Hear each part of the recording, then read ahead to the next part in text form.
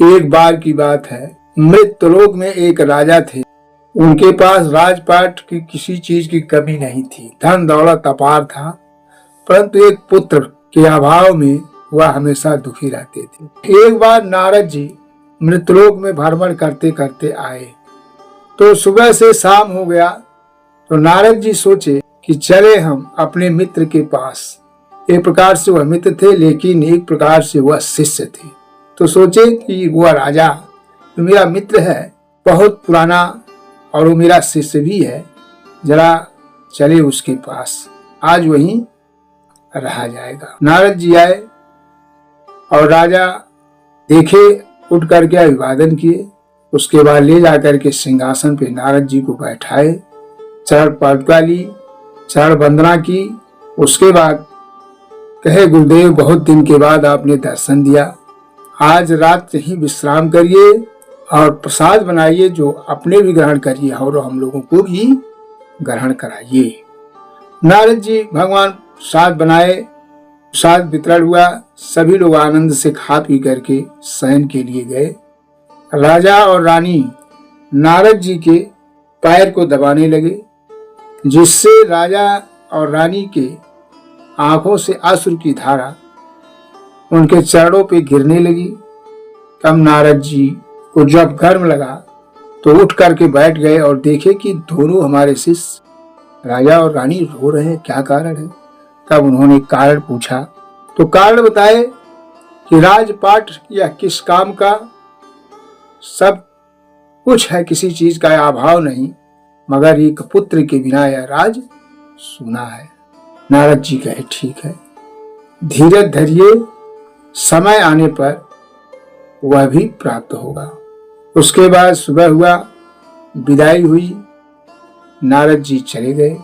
तो नारद जी पहुंचे अपने पिता ब्रह्मा जी के पास, पिता को दंडवत प्रणाम किए। पिताजी ने कहा, ओ नारद आओ बैठो, बड़े दिन के बाद इधर आए, कहिए क्या बात है। उन्होंने कहा, सब ठीक है, हमारा एक शिष्य है मृत्यलोक में, जो किसी चीज की कमी नहीं है, राजपाट है, राजा है, परंतु उसको कोई संतान नहीं है, आप एक संतान देने की चेष्टा करें। ब्रह्मा जी ने कहा, बात तो अच्छी है, परंतु मैं जीव नहीं डाल सकता। शरीर का निर्माण ढांचा सांचा जो होता है वो मैं तैयार कर दूंगा, मगर उसमें जीव नहीं डाल पाऊंगा। कहना, ठीक है पिताजी, और जीव कौन डालेंगे। कहना, वह विष्णु भगवान डालते हैं। ठीक है। अब नारद जी वहां से विदा लेकर के चले, विष्णु भगवान के पास क्षीर सागर में शयन कर रहे थे। नारद जी को देखे, नारद जी प्रणाम किए, अभिवादन हुआ। विष्णु भगवान ने पूछा, नारद पुत्र बताओ क्या कारण है। उन्होंने कहा, हे प्रभु क्या बतलाऊं, मृत्यलोक में एक मेरा शिष्य है जो किसी चीज का भाव नहीं है, राजा है, मगर एक पुत्र नहीं है।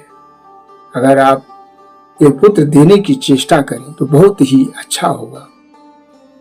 विष्णु भगवान ने कहा, उसके भाग्य में है ही नहीं, तो मैं उसको पुत्र कैसे दे सकता हूं।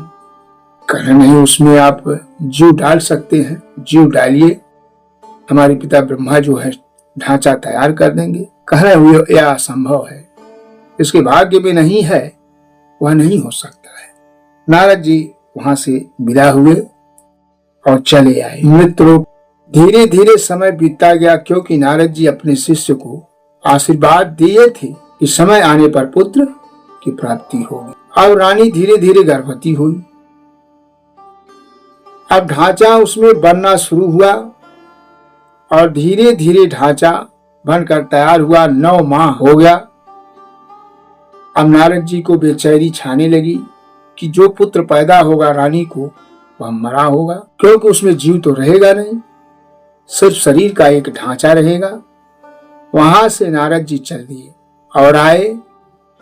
अब प्रसव शुरू हुआ, पीड़ा हो रहा है रानी को, इधर खुशियां भी है, उधर दुख भी है।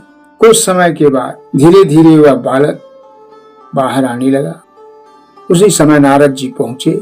चुपके से राजा महाराजाओं के पास बहुत उपभवन रहता था, अनेकों गठौड़ा पठौड़ा रखने का लकड़ी लौना रखने का महल बना रहता था, घर रहता था, उसी में जाकर के नारद जी छुप गए। और जैसे ही नारद जी छुपे, उधर बालक का जन्म हो रहा है और इधर नारद जी अपने सांस को रोक दिए और अपने प्राण पखेरु को निकाल करके जैसे बालक धरती पे गिरा उसी में जाकर के प्रवेश हो गए। अपनी प्राण जो है, आत्मा जो है, उस बालक के शरीर में प्रवेश कर दिया। बालक जहां जहां करने लगा, रोने लगा, चिल्लाने लगा। राजा को अपार खुशी हुई, रानी को अपार खुशी है। राज्य में अपना उत्सव मनाने लगे कि बड़े दिनों के बाद हमारे राजा और रानी को एक पुत्र, एक लाल की उत्पत्ति हुई है, जिससे बहुत सब खुश हुए। समय बीतता गया, 1 वर्ष हो गया। बालक धीरे धीरे अपना रेंगने लगा, पकड़िया जिसको कहते हैं खींचने लगा, धरती पे लौटते पोटते आगे बढ़ते गया। एक बार माँ लक्ष्मी विष्णु भगवान से कही कि स्वामी, लोग चलते हैं मृत्युलोक पे दर्शन करने के लिए। कहा जाता है कि मृत्युलोक पे ऐसा चीज है, ऐसी चीजें हैं, ऐसी वस्तुएं हैं कि जो यहाँ देवताओं को भी दुर्लभ होती है, तो चलिए जरा घूम लिया जाए एक बार। विष्णु भगवान कहे जाने दीजिए, अब क्या कह रही हो लक्ष्मी, छोड़ो जाने दो। लेकिन जिद बांध ली लक्ष्मी जी, कहीं नहीं चलिए प्रभु। वह लेकर के विष्णु भगवान को चल दी। लक्ष्मी जी अमृत लोक में आ गई और रूप को बदल करके वह जो है नगर नगर ग्राम ग्राम घूमने लगी। आगे आगे लक्ष्मी जी, पीछे पीछे विष्णु भगवान। ऐसा संजोग आया कि जिस रास्ते से जा रहे थे राजा का महल पड़ा और वह बालक धीरे धीरे राजा का वह सड़क पे बकैया खींचते हुए पहुंच गया। जब वहां पहुंचा तो रानी जी को पता नहीं, वह किसी कार्य में व्यस्त हो गई थी। राजा को भी कुछ नहीं पता, किसी भी कारिंदे को कोई पता नहीं था। लक्ष्मी जी आगे आगे जा रही हैं, वो विष्णु जी पीछे पीछे। लक्ष्मी ने जी जैसे ही उस बालक को देखी, उन्होंने कहा प्रभु देखिए कितना सुंदर बालक है, और उस बालक को अपनी गोद में उठा ली। तभी नारद जी समय पा गए, समय चूक पुनिका पछताने का वर्षा जब कृषि सुखाने। समय मिल गया कि अब ऐसा बढ़िया मौका नहीं मिलेगा। बस अपने प्राण पखेरु को उन्होंने निकाल दिया और जा करके अपने ढांचा में वह प्रवेश किए। उधर से श्रीमान नारायण नारायण कहते हुए नारद जी निकल पड़े। इधर तब तक नगर के लोग देख रहे थे कि बालक जा रहा है खींचते हुए पकैया, और वह पहुंचे।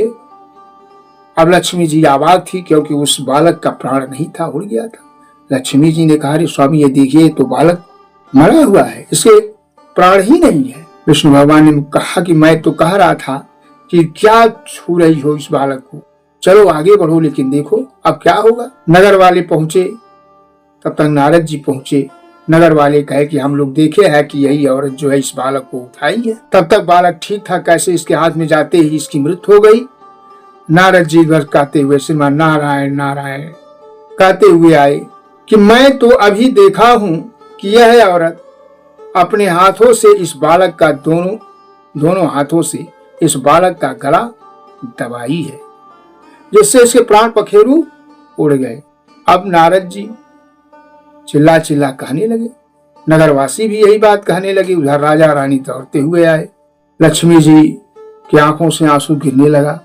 उन्होंने प्रभु से कहा हे प्रभु कुछ कीजिए, नहीं तो हम दोनों को कलंक लग जाएगा। विष्णु भगवान नारद जी के तरफ ध्यान से देखे और मंद मंद मुस्कुराते हुए अपने मन में कहे नारद आज तुम्हारी विजय हुई, जो तूने प्रतिज्ञा किया उसको पूर्ण करके दिखा दिया। जाओ मैं इस बालक के शरीर में जीव आत्मा का प्रवेश कर रहा हूं। बोलिए सिया रामचंद्र की जय, बोलिए विष्णु भगवान की जय, बोलिए लक्ष्मी माँ की जय।